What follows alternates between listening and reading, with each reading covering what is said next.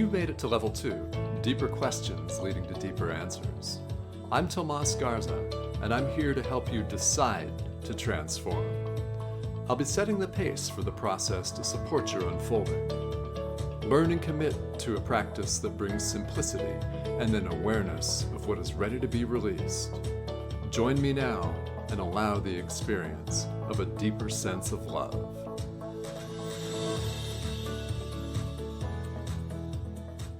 Hello and welcome to Decide to Transform. I'm your host, Tomas Garza, and happy holiday season to all of you. And I hope that everybody is having a great day wherever you are. And thank you once again for tuning in to all of the recent episodes where we've had some fantastic guests from around the world. Now, today is no exception. Joining me from Ontario today is Sylvia Plester-Silk. And I'll tell you a little bit about Sylvia here. This is a show that's going to be very in-depth and is going to contain a lot of stories of personal transformation. I'm really looking forward to this. So, my guest, Sylvia, is an intuitive counselor who integrates traditional therapy with Akashic readings and energy work to help individuals transform to a life that is fully on purpose. Way back in ancient history, in 1998, she graduated from the social work program at Ryerson University. While working for multiple community agencies, she has assisted thousands of individuals through addictions, mental health, and trauma to finding their way. While she was powerful in this work, her results became exponential when she added energy therapies to her work. In the mid-1990s, Sylvia brought energy work into the hospital she worked in and into mental health agencies to assist individuals to heal with ease. Since 2004, she has been working independently with individuals, groups, and more recently, since 2010, organizations. During the fall of 2019, she embarked on a life-changing trip to Machu Picchu, where she gained many life lessons and insights that have brought her back to her roots. It is with much pleasure, confidence, and clarity that she is now introducing On Purpose Transformations, the place where professional women can discover and embrace their life purpose so that they feel fully alive and fulfilled in life. Sylvia lives in Guelph, Ontario, Canada, with her husband and her dog, Josie. Sylvia, welcome to Decide to Transform. Welcome. It's great to be here. This is fun. And there's so much here that I want to ask you. But starting off here, you have integrated energy therapies and energetic healing modalities with a more traditional social work practice.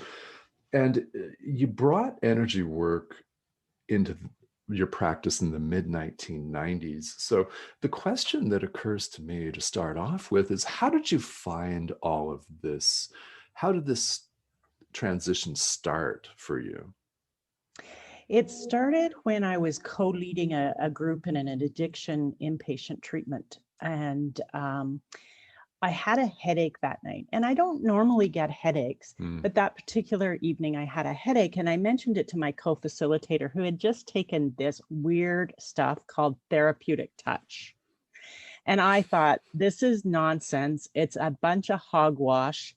But I guess I was a little bit patronizing and thought, well, I'll just let her do her thing and it'll all be fine and she'll feel better and it won't make any difference to my headache, but I'll just let her do it because, And so she started to work on me, and within 30 seconds, my headache felt like it flew out of the top of my head. And I went, oh my goodness, there's something to this weird stuff.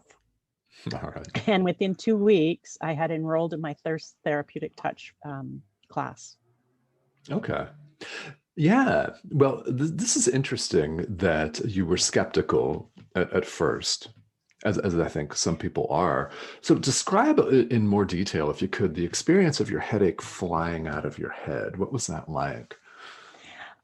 So I guess the best analogy would be is if you had toupee that was on the top of your head, and a wind came by and just lifted it right off, and it flew off in the wind. Okay. Well, I've never had that experience, but yeah. I know. Yeah. And this was all in a psychiatric hospital. So I was feeling a little crazy at the time, but it was like, it's gone. It was history. It was a life-altering moment for certain. Okay. And that started the entire journey. So, what had you heard about energy therapy? Because it's such a big part of your practice and life now. What was your opinion before this experience one of skepticism, or did you know about these modalities?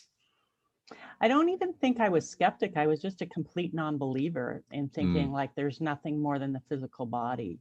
And I think part of that was because as a kid, my dad used to tell ghost stories, and he'd do it late at night and scare the bejesus out of us. Okay. And I think I just kind of closed down and went, I don't want any, like, none of this stuff is going to exist for me, and I'm going to be safe. So I kind of shut myself down from all my intuition and all that stuff until that moment in May of 1995. Okay. So, how would you describe your life post May 1995 versus pre? So I would say that all of a sudden I became open, and I had this voracious appetite to learn more. I couldn't get enough of this thing called energy. What? And so I went from one course to the next course to the next course to the next course. And so I became a therapeutic touch practitioner. That wasn't enough. I wanted to learn more. So I took thought field therapy. That wasn't enough. I took emotional freedom technique when it first came out. That wasn't enough. I took regression therapy. I did all of this different stuff. And I just, like, I became so entrenched with it because it felt so right in my soul. Okay. Yeah. All right. And then what does it start to look like then? Because you went on to integrate this into your practices. Now, did you encounter from colleagues and peers the same sort of skepticism that you once harbored? Yes. Okay. Yeah, tell And us in about fact, that. even from management, like I remember one time negotiating that we could do a research project using emotional freedom technique. No, maybe it was thought field therapy. In any event, at a mental health agency, and then discovering that the way that my colleagues were introducing it was that it was a experimental treatment. Well, who Oh, wants to hop in for experimental treatment, right? It yeah. feels a bit suspicious. So it wasn't as successful as I would have liked. The people that came and experienced it really benefited. But as trying to get it to go throughout the clinic, I was unsuccessful. And it's funny when you come back. One of the things that I learned, I guess, shortly after that point was that I was an intuitive, because I never really knew that. Okay. And so I had a couple of kind of weird experiences. Again, one sitting in a team meeting at a psychiatric hospital. This is where you're not supposed to feel kind of crazy. And I don't mean that in any disrespect to mental health issues. All right. So I'm sitting, and the gentleman to my left is really angry about something. He's just come from something that's been terribly upsetting. Half of my body on my left side feels like it's draining through the ground. The person beside me on my right has just come out of a great group and is really energized. And the right half of my body feels like it's floating. And I'm sitting there going, oh my goodness, I think I'm losing it. And what I came to realize is, in my very first therapeutic touch program, when I was linked up with a partner to experience energy for the first time, I had to pull my hands back because I had this excruciating pain run up my arms to my shoulders. And I called our teacher over, Evelyn, what am I doing wrong? And she said, nothing, my dear. Do you want to tell her, or shall I? My partner had chronic physical pain, and I am so grateful to this day. I have personally never experienced that depth of pain. And that was the moment when I realized I was just an intuitive. and that I pick up things in my body. So I would have weird experiences. Like I'd walk in, I remember walking into the intake department and saying, "Who has the headache today?" And Uh-huh. describing the headache, and, going back, it's, saying, "Take care of yourself," and walking out, going back to my office, only to have one of the intake workers run in 5 minutes later saying, "That was really weird. How did you know that?" And then helping her a little bit with it to get rid of her headache. Okay. Yeah. Hmm. So it was back in the 90s, I had to be a lot more careful who I spoke to about it, because there wasn't the openness that there is in 2020. Yeah, yeah, right. That's very, very true.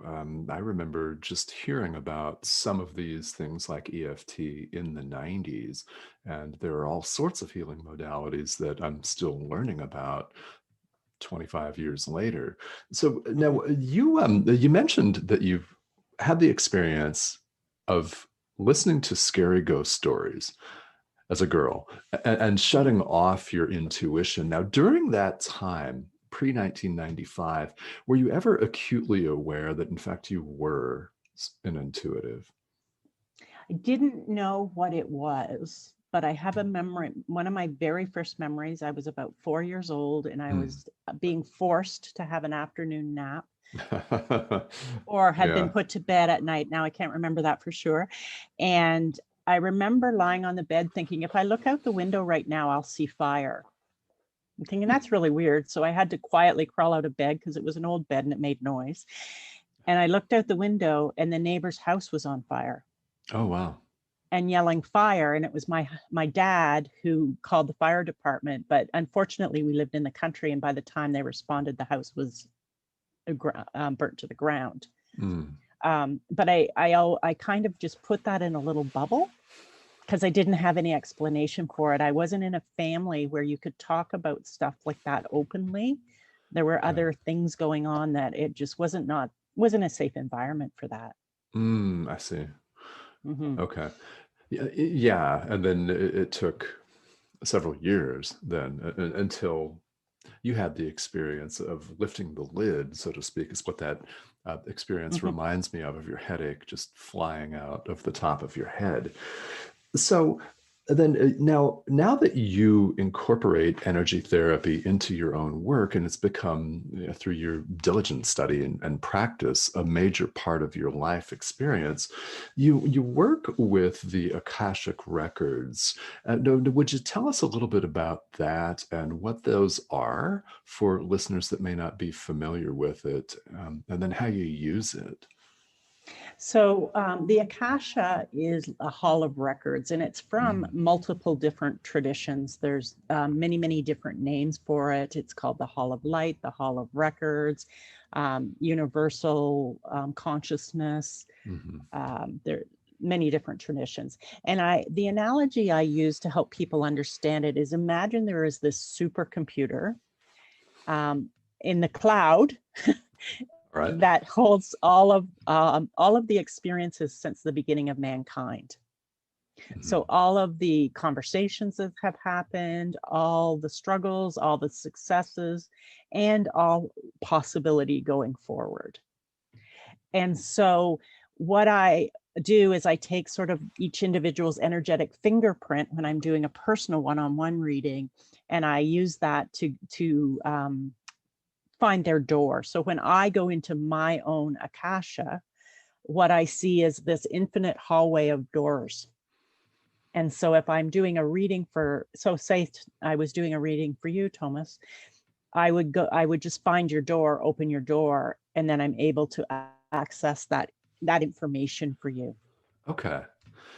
Yes, and then so how do you get the energetic footprint? Let's say you're working with me, for example, as a client. How do you access my energetic footprint? So originally, when I first started this in 2004, 2006, I had a prayer that I did, Oh, and I okay. used Hmm. your legal name.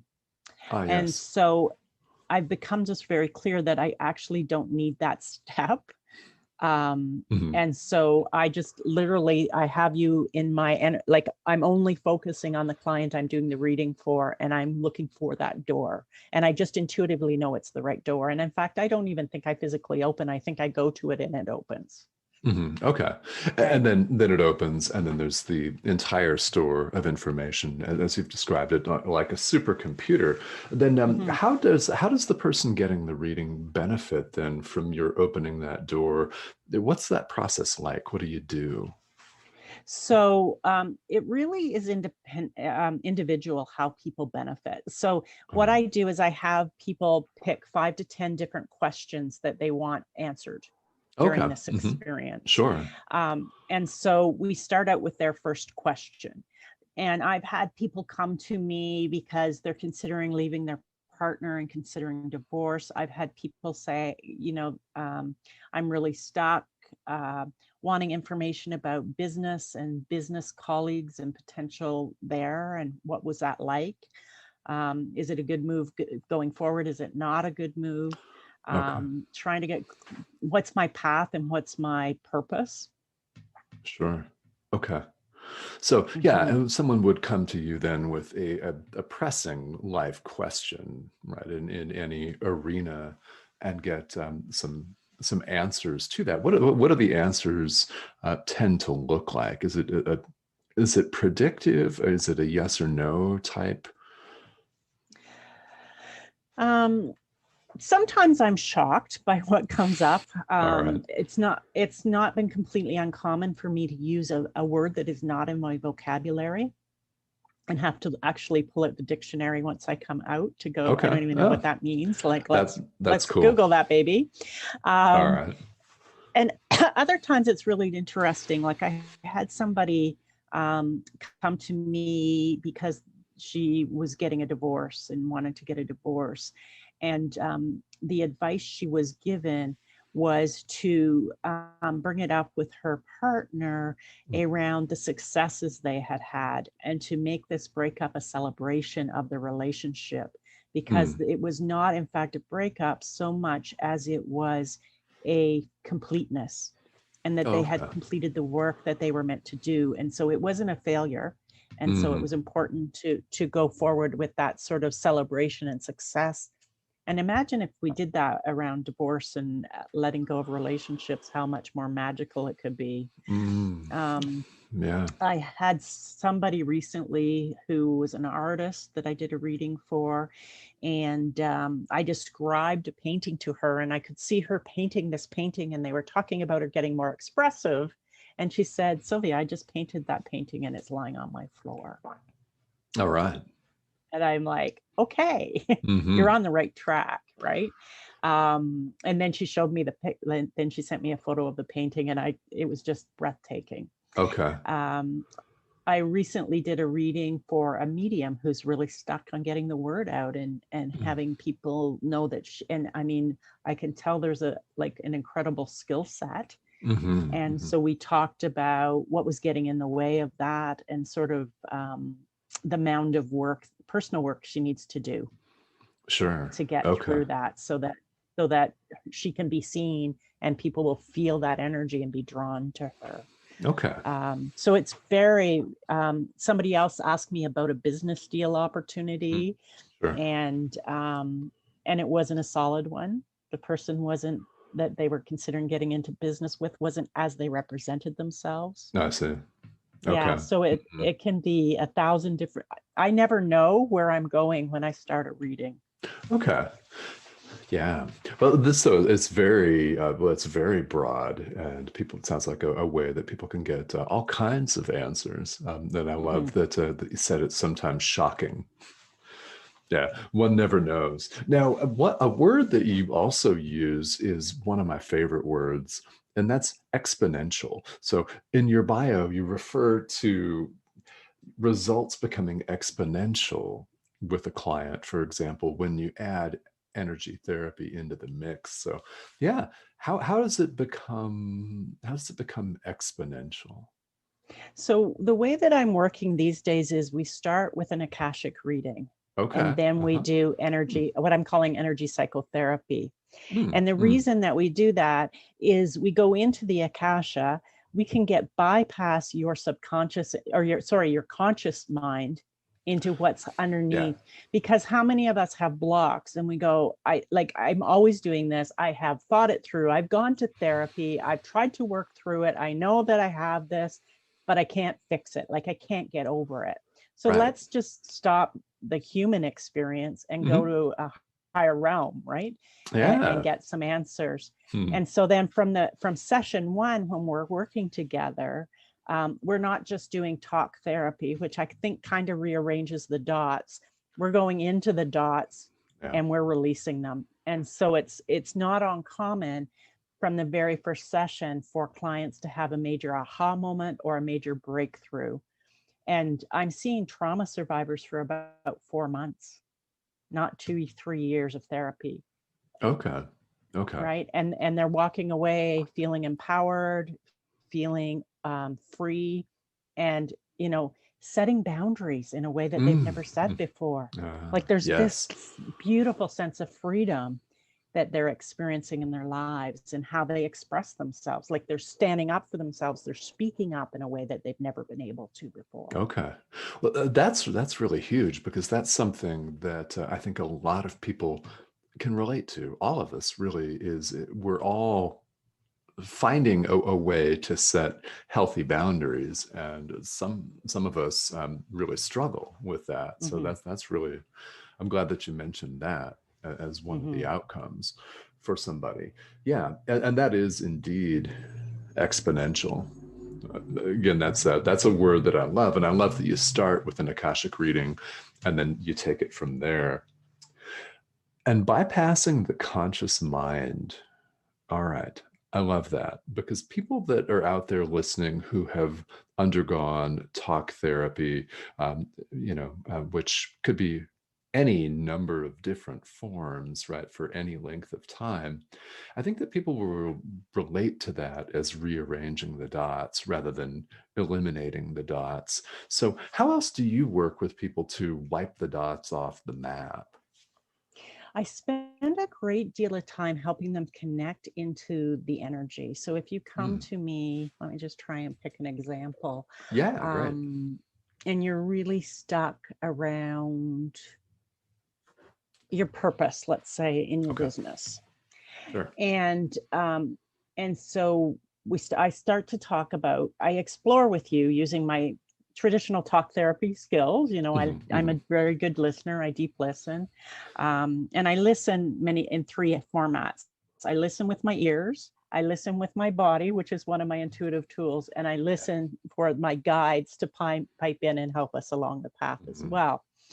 Um, and so I'll help them connect into their bodies where that issue is, and help Okay. them get in touch with themselves in a way that they can start to discover on their own what's going on.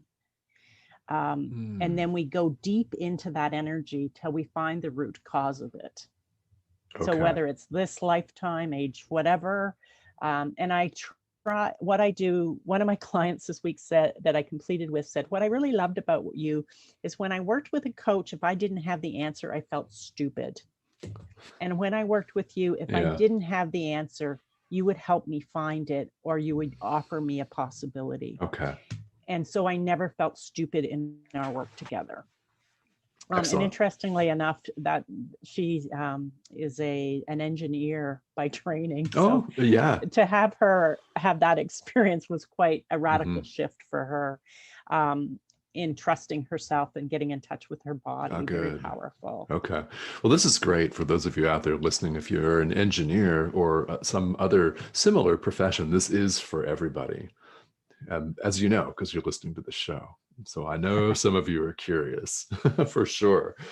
So Sylvia, this is very, very interesting that you just go to the root cause of somebody's blockage, right? Whatever that Mm-hmm. is, and knowing that that could be many lifetimes in the past.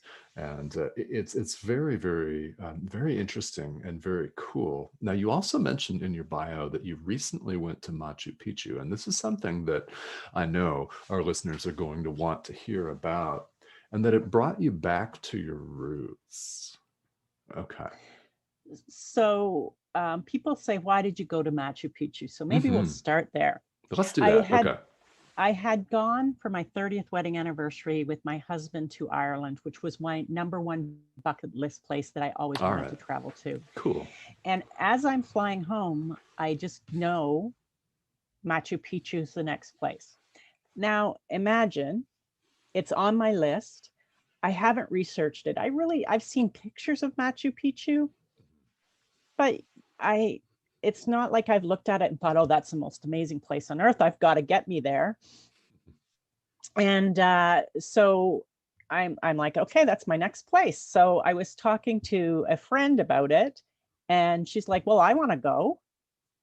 And then I was like looking at, I had a difficult year in business, and I'm like, I don't know how I'm going to afford this, where the money's going to come from. And she's like, well, you better get it together, because if you don't get it together, I'm going without you. And I'm competitive by nature, so I was like, that's not It's acceptable. not I'm happening. All going. right. All right. So I went from that meeting to a travel agent and started to research Machu Picchu. And I'm like, okay, I'm going to go. And fast forward a number of months, and we met last January, I think it was. And we researched flights and went, okay, that's affordable. So we booked our flights, but that's all we did. And then we did more research, and we eventually booked the 5-day trek. Now, Okay. imagine this. I am not a physically fit person. Oh, And okay. at that point, I'm 55 years old. Mm. Okay. All And I right. decide I'm going to do this. And I rationalized to myself, they're going to have to give us time where we can lie down in the afternoon and just relax, Hmm. so that we have the energy to do all this hiking. Like if we're hiking up and down the mountains 22 kilometers in a day, they're going to have to do this. But part of me knew I'd better do some training. So around January, I started to see a personal trainer, thank goodness, and started to train for this exam. Yeah. As we got closer, the money showed up, and I just was, okay, we're going. Hmm. Hmm. And people would say to me, well, this is going to be a life altering trip. And I'm like, I don't know about that. Like, yeah, whatever. Hmm. And I was almost a little irritated that they would be so bold as to suggest that this was going to be some big thing.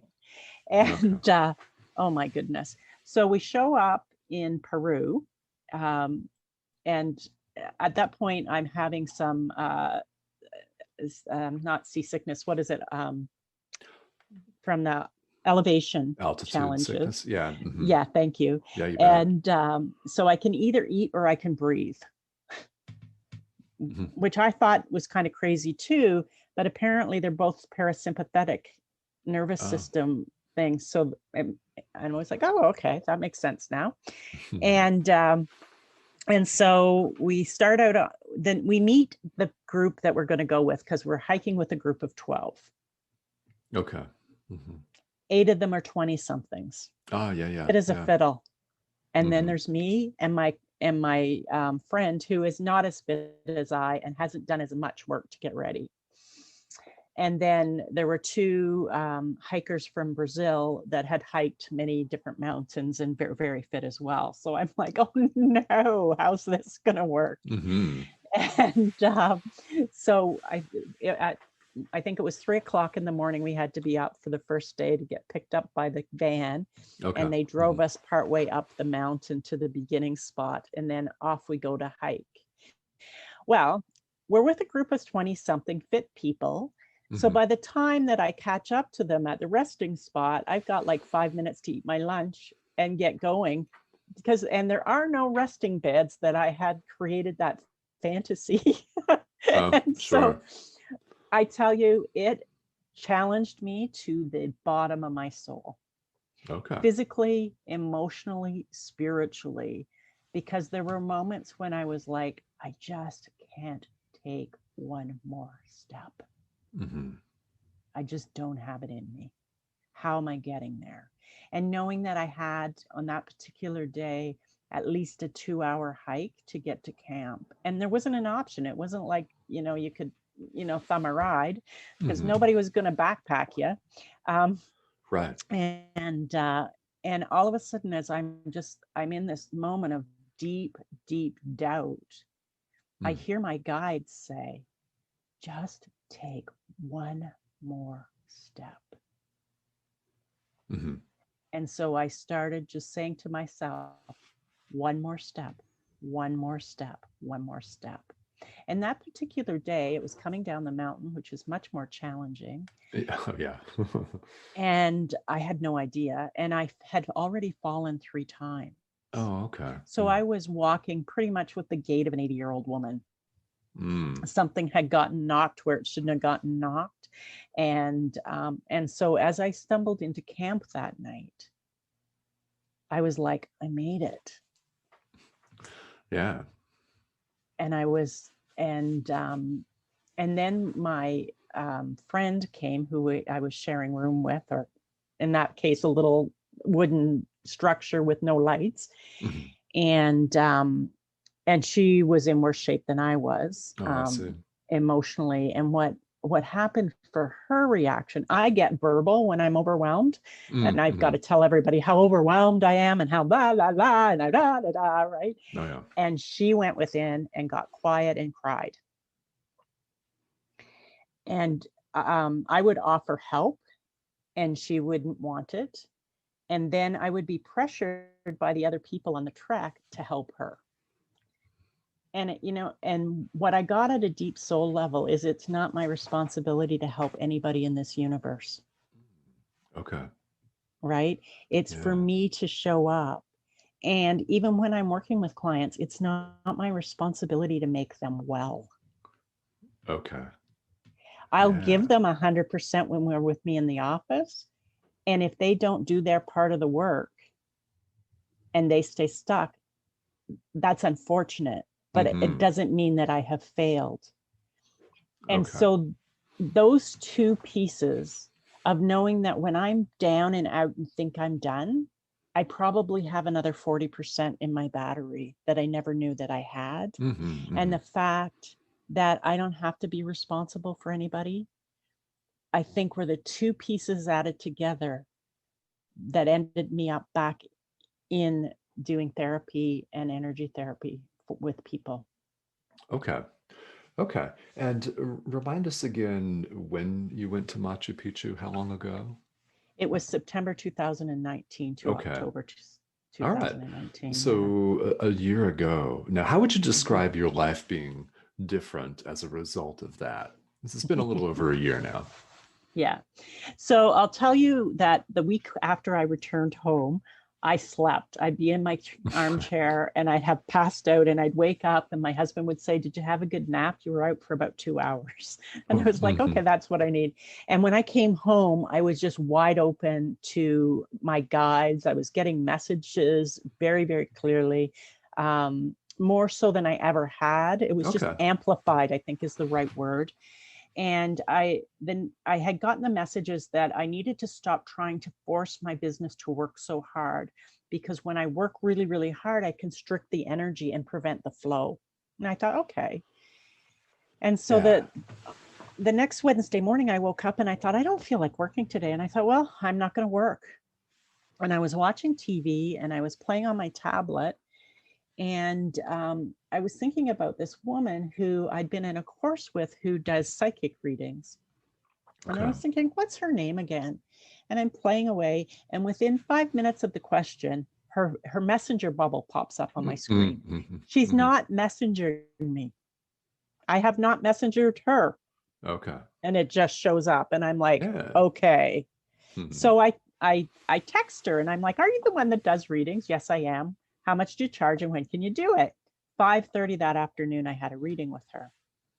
About 3 minutes into the reading, she says, I feel like you're supposed to get your social work back and do energy therapy again. And I'm like, No. She All says, right. yeah, you're supposed to come back and work with sexual abuse survivors, so that Mm. um, and teach like social work, how to work differently with these people. Okay. And Oh, I yeah. said, no way, I've done that before. I've been there, done that. I closed that down in 2010. I'm not going back. I was so resistant. No, sure. Yeah. and then I said, well, what about Akashic readings? And every cell in my body said yes. Every cell in her body said yes. Mm-hmm. And so I'm like, okay, I'll do Akashic reading. Okay. And she said, no, you're to get your registration back. And I'm like, oh, I don't know about that. Mm. So next morning, I sit down and I look at my phone for my email messages. And isn't there a message from one of my private clients from 10 years before saying, Sylvia, I don't think I ever thanked you enough for your wisdom, your healing, and your expertise and how you shifted my life. And I was like, Mm-hmm. oh man, I am supposed to go back. I went out Okay. to a community event that afternoon, and this guy, one of the executive directors of a community agency, says, you have to come see our new office. We've got office space for rent. I'm like, oh, I guess I'm going to need an office. Yes. So for 2 weeks, I had these kinds of messages every single day, including I went out for coffee and somebody said, oh, there's an office downtown. And I'm thinking, that's not my office. There's no parking there. I want it to be really functional and easy for my clients. And my guide said, go look at the office. I'm like, okay, I'll go, but I'm arguing with my guy. I'm wasting my time. I'm wasting this lady's time. Just go. So I go and look at it. As I'm on my way in, I see a colleague's office. And I think, oh, that's interesting. She's in this building. I see the place. I know it's not right. I tell them right away. I go out and I drop into the colleague's office, and she's actually not with the client. She's, oh, you need to talk to so-and-so out at Ignatius College. So I make that call, and I'm going to go one day to see it. And that's the day I see my massage therapist. She says, I see your office. You have a big window and one corner's cut off, and you're looking at a red brick wall. And so we both know the building. We pull out our phones and there's no red brick wall. I'm like, I'd call that brown, wouldn't you? And yep. Out I go, and I see the room, and it's room 333. And I'm like, that's my office. I'm not even in the office yet. Okay. Walk in, look out the window, and there's the red brick wall. All right. So it was like I kind of just had to give up and just follow the crumbs. No. And here I am. And what's really, really wonderful is I am filled with joy working with my clients. Great. Yeah. And so there's nothing I'd rather be doing. That's great. That's great to hear. And it's quite a story. So after Machu Picchu, it has become a completely different experience for you. All right. This is beautiful. In room 333, no less. Perfect. Yeah. So Sylvia, if someone were to want to get an Akashic reading from you or do some further work with you, how would they reach you and how would they find out more information? So for more information, they can go to my website, www.onpurposetransformations.ca. Okay. They can reach me at Canadian number 519-822-3776, or email me at Sylvia, Sylvia, at onpurposetransformations.ca. Okay. This is great. So thank you. Then, and just to repeat here, the website is On Purpose Transformations, plural. The first time I tried to email you, I left the S off there. And I think that's why it didn't go through. So onpurposetransformations.ca, and Sylvia at onpurposetransformations.ca is the email address, and the phone number then is from Canada. So if you're dialing internationally, it's +1 519 022 3776. And this is how you can reach 519, sorry, it's 519-822-3776. All right. Well, thank you for correcting me on that. So let's say that again. 519-822-3776 and the country code +1 for Canada. All right. So do you work with people virtually? I know that you have a physical office where you can see people that live in your area. Do you work with virtually as well? Yes. So this year, just with the COVID and everything, there's been times when we've been in lockdown, but people needed to see me.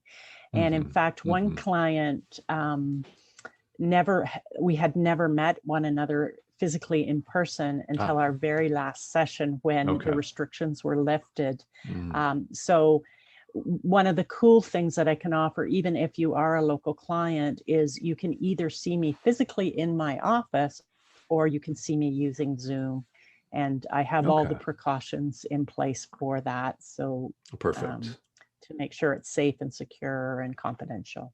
Okay. Yeah. Wonderful. It's really, really interesting. I think that will be to a lot of our listeners that you start with the Akashic reading. And I think that's going to hopefully intrigue a lot of people. So, Sylvia, I've learned a great deal, and I really thank you for joining me here today. This has been a pleasure to hear your story of transformation. And before we wrap up the show here today, what else would you like to say to our listeners?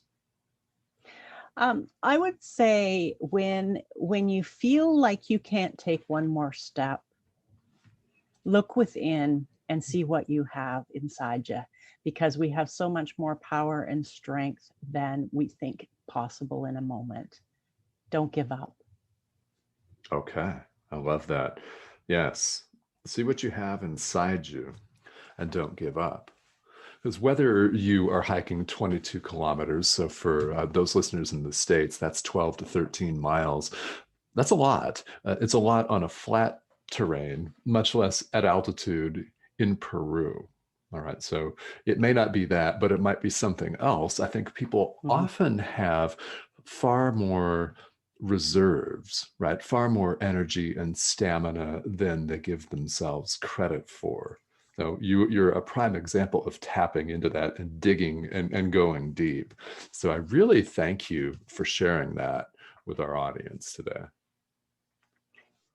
Thank you very much. Thanks for having me. It's been a pleasure to share my story. This has been a pleasure. This has been Decide to Transform with Sylvia Plester-Silk from Guelph, Ontario. And you can reach her one more time at onpurposetransformations.ca. It's Sylvia, Sylvia